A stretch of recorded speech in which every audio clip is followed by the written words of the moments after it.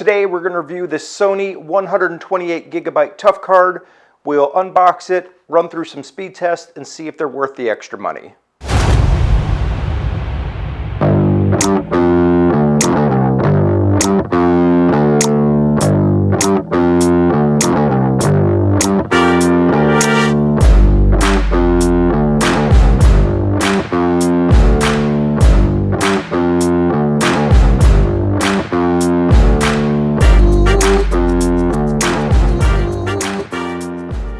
Hey everybody, welcome back. If this is your first time dropping in, welcome. This is Raf's Reviews. I'm Raf. On this channel, I say don't spend your hard-earned money on something that may not fit your needs. Let me try it out for you and help you decide if it's something that you want to buy. Now, today's review is not sponsored. I purchased this product on my own and decided to make a review on it. So let's go ahead and get started. So no crap, there I was recording videos on my Sony camera using the SanDisk 256GB Extreme Pro card. I checked in the camera to see how the video was looking. Everything looked great. However, when I went to the computer, there's no files on the card. Now, thankfully, I do have two memory card slots on my camera. The second slot is set up as a redundancy, so the files were recovered. Now, as I did some research, this did indicate that there was possibly some issues with the SD card I was using. Now, I've been using this memory card for well over a year now, have never had any kind of issues with it. I consistently reformat my SD cards. It's never being mishandled or anything like that. It just said, look, I've had enough of storing your boring ass videos. Time for you to move on. So that brings us to today's review. Today we're going to look at the Sony Tough 128GB SD card.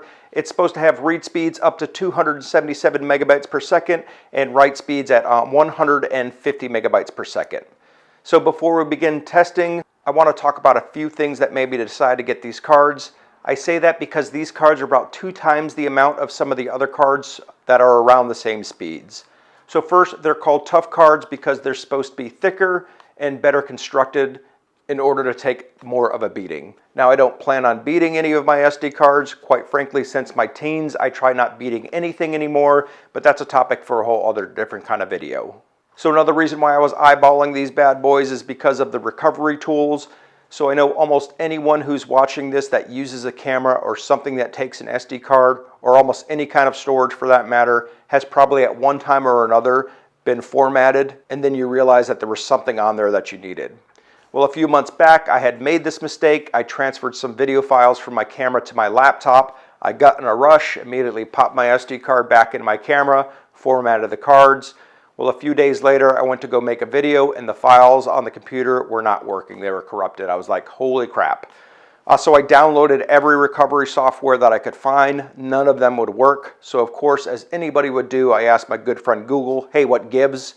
Well, it turns out that Sony cameras format their cards differently, more securely, I guess. Well, because of that, it damages certain sectors of a file when it formats. So although I was able to rescue most of the pictures, video was not recovering okay. The video was kind of choppy, the audio was choppy. Well, the more I researched, I found out that Sony does have a recovery feature for their specific SD cards that's supposed to work better for file recovery. Now, I'd love to report to you that this does work, but every time I open the software on my MacBook, it crashed, so there's that.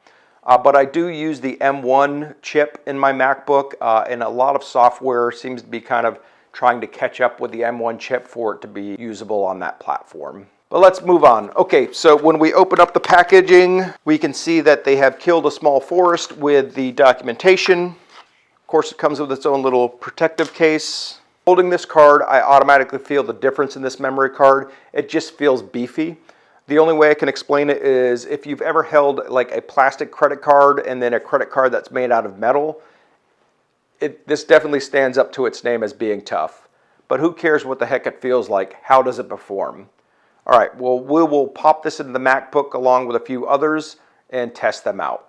So for this testing, I will run it on the SanDisk Extreme Pro 256GB card, which is rated at 200 megabytes per second and retails on Amazon for $38.99. We'll look at the Lexar Professional 256GB, that's rated at 250 megabytes per second, which retails for $71.28 on Amazon, and the Amplim Dura Data, which is rated at 300 megabytes per second and retails on Amazon for $62.04. And of course, this product itself the Sony TIFF M series 128 gigabyte card, which is rated at 277 megabytes per second and retails for about $68 on Amazon. Of course, all the links for these cards I'll list down below, just in case you are looking for SD cards and what kind of options are out there. All right, before we get started, I will throw a disclaimer out there. SD cards are kind of like internet speeds. When they put a number on the card, they're saying speeds up to, not necessarily what they're going to get at all times. So let's hop on the computer and see what we get. Okay, so the first run was with the SanDisk card. We get a reading of 76.4 megabytes per second for write speed and 89.2 megabytes per second for a read speed. That's about 45% of the advertised speed. The Lexar Professional came in at 106.5 megabytes per second for a write speed and 240.8 megabytes per second for a read speed. That's about 96% of the advertised read speed. And the Amplim comes in at 102.0 megabytes per second for a write speed and 224.6 megabytes per second for read speed. It's about 75% of the advertised read speed.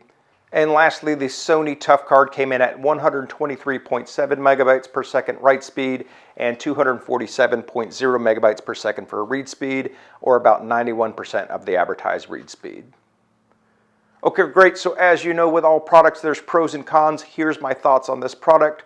So pro, the quality and durability of this card can definitely be felt. It feels like a really good quality card. The speed's held up pretty well through testing, and it allows me to shoot in every speed that I need on my Sony a7 IV. Some of the downsides of this, because the card is physically thicker, it is a little bit more difficult to remove from the camera versus other memory cards, which could be a good and a bad thing.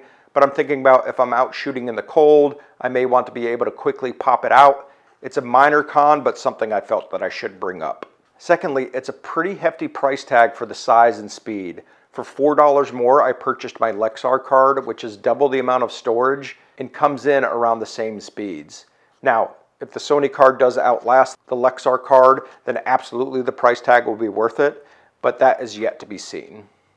Okay, so that's going to do it for today's review. Thanks so much for watching. Make sure you drop in the comments. Let me know your thoughts about the review or the product itself. Also, let me know what you want me to try out. The purpose of this channel is for me to try things out for you, so I'll contact the company, see if they'll facilitate a review. If so, I'll make a video on it. Now again, if you enjoyed the review, please make sure you give us a like and make sure you subscribe to the channel and ring that bell so you can be notified when any of the new video releases. All right, thanks a lot everybody. Have a great day and we'll see you next time. Bye.